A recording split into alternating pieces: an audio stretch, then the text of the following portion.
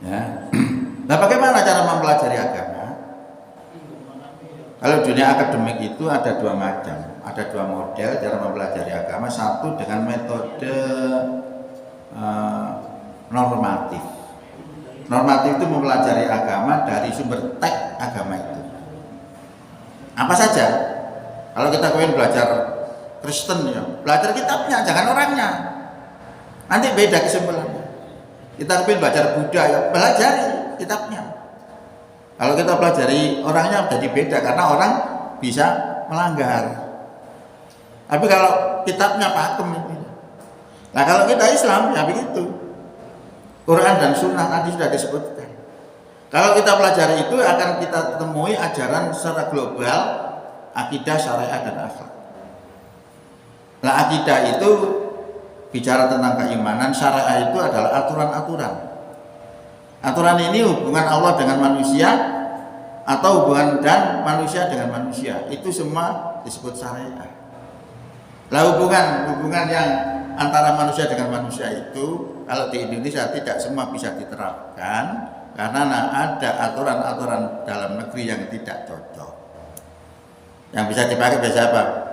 Zakat. Nah, muncullah Basnas. Itu juga hubungan manusia dengan manusia, tapi tidak ada masalah karena ada PC-nya, ada uangnya. Yang lain-lain tidak mau. Itu kalau kita analisa sebenarnya kita itu juga mengkufuri sebagian isi kitab dan kafir kepada sebagian isi lainnya, sebenarnya begitu.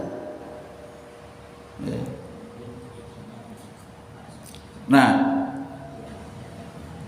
maka ketika kita melihat di sini dilaknat itu berarti tidak boleh menyembunyikan agama. Tadi mempelajari agama itu seperti itu.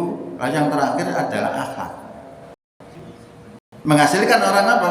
Eksklusif. Orangnya mesti fanatik. Tapi kalau kita menggunakan metode historisitas, mempelajari agama dari pelaku pemeluk agama itu, maka hasilnya inklusif. Dan tidak menjamin kebenaran karena apa? Karena pelakunya boleh jadi orang itu melanggar aturan agamanya sendiri. Nah, itu ya.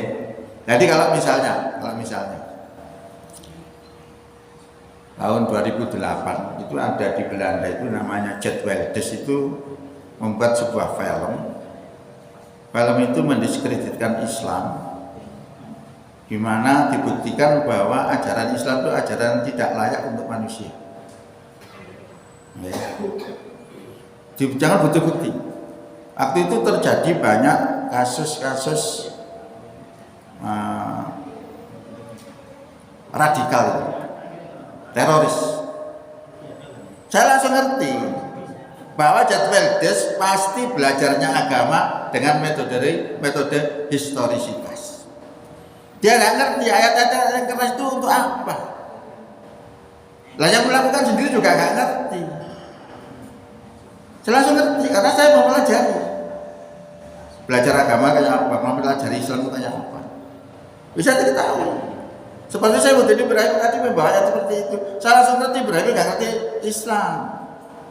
Itu digerak ayat itu mesti harus diterapkan, tidak.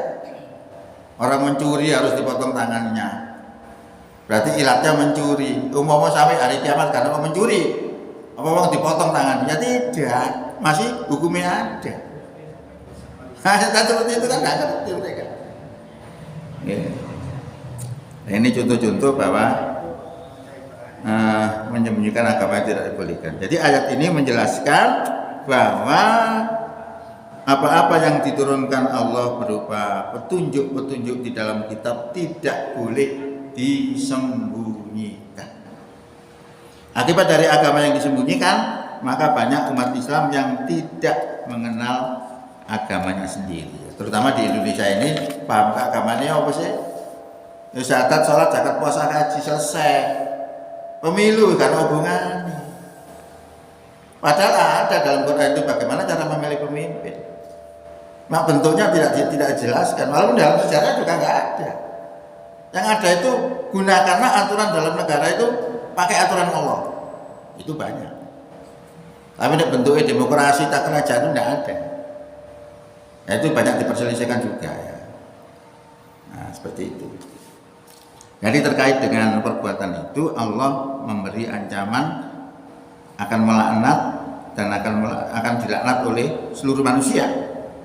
Ini adalah prinsip kedua dalam beragama, jangan sekali-kali menyembunyikan agama. Solusinya apa? Satu, tobat. Kedua, mengadakan perbaikan dari perbuatan menyembunyikan agama. Dan menjelaskan tentang agama dengan benar. Nah ini solusinya yang diberikan oleh Allah. Ilal ladzina tabu wa aslahu wa bayanu. Coba mengomongkan dalam tobat, wa aslahu lan mengadakan perbaikan, wa bayanu lan menjelaskan agama apa adanya. Faulaika, maka mereka-mereka itu adalah atubu alaihim, aku terima taubatnya, wa ana tawwabur rahim, dan aku adalah zat yang maha penerima taubat lagi maha penyayang, pengasih penyayang. Nah ini prinsip beragama. Kalau kita gini jadinya orang mesti kuat, nggak akan melenceng. Ya. Maka kondisi terlaknat itu akan hilang jikalau kita sudah melakukan 3 hal tersebut di atas. Kesimpulannya, ini adalah salah satu rambu-rambu dalam beragama, yaitu tidak dibolehkan menyembunyikan agama. Dan yang terakhir mungkin, tapi agak panjang sedikit. 1, tidak mengimani sebagian isi kitab, dan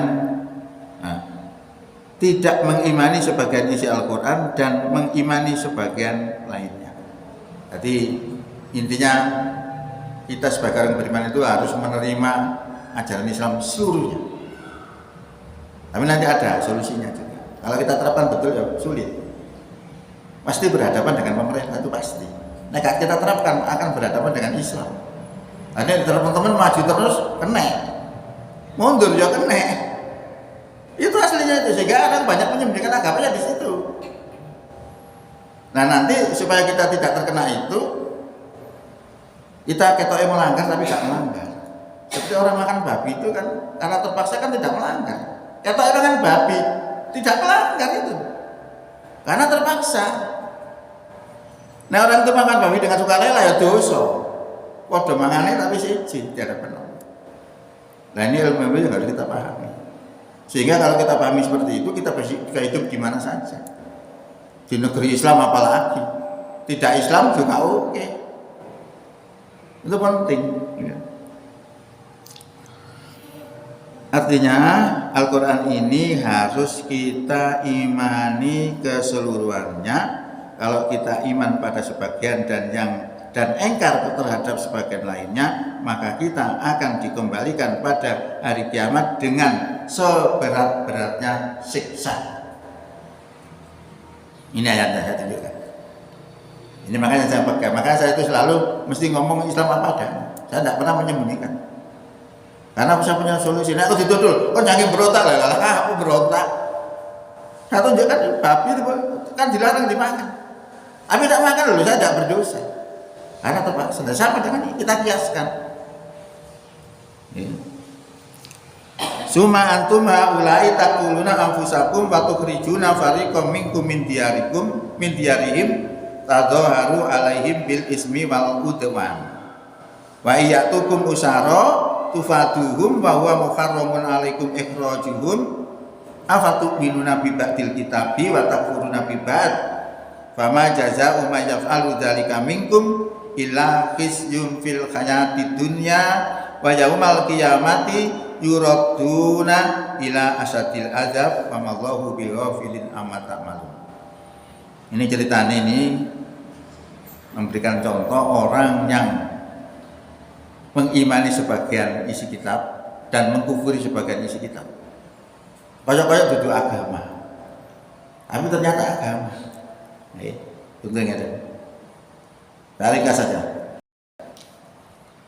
Jadi terjadi perang sesama orang kafir, suku Aus dan suku Khosraj. Nah ini masing-masing dibantu oleh Yahudi. Nah di dalam undang-undang Yahudi itu tidak boleh membunuh sesama Yahudi. Ya sama dengan kita ya, tidak boleh membunuh sesama Islam. Tidak boleh. Dan ada undang-undang lagi, nek kapan Yahudi ditahan karo wong kafir, wajib nebus.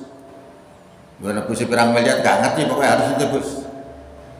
Nah ini ternyata dalam perjalanan nggak bisa terhindarkan, karena masing-masing punya bolok orang kafir. Akhirnya Yahudi sama Yahudi saling membunuh. Ini yang disebut melanggar, mengkufuri ayat.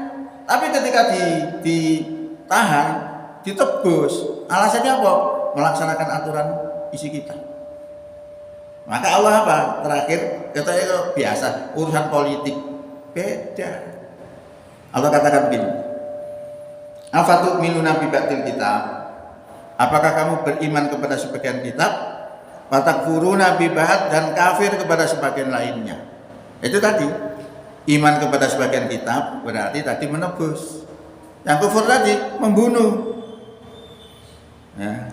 Apa kata Allah? Fama jazaa'u may yaf'alu dzalika, tiadalah balasan bagi orang yang berbuat demikian minkum di antara kamu ila khizyun fil hayati dunya, kecuali kehinaan di dunia, wa yaumal qiyamati, dan pada hari kiamat yuraduna ila asadil adab, mereka akan dikembalikan kepada seberat-beratnya siksa. Wa mallahu bighafilin amma ta'malun, dan Allah tidak lupa terhadap apa yang kamu kerjakan. Wa may yaf'al, barang siapa yang berbuat demikian, berarti untuk siapa saja. Cuma dicontohkan kasusnya Yahudi. Ya. Man kan barang siapa.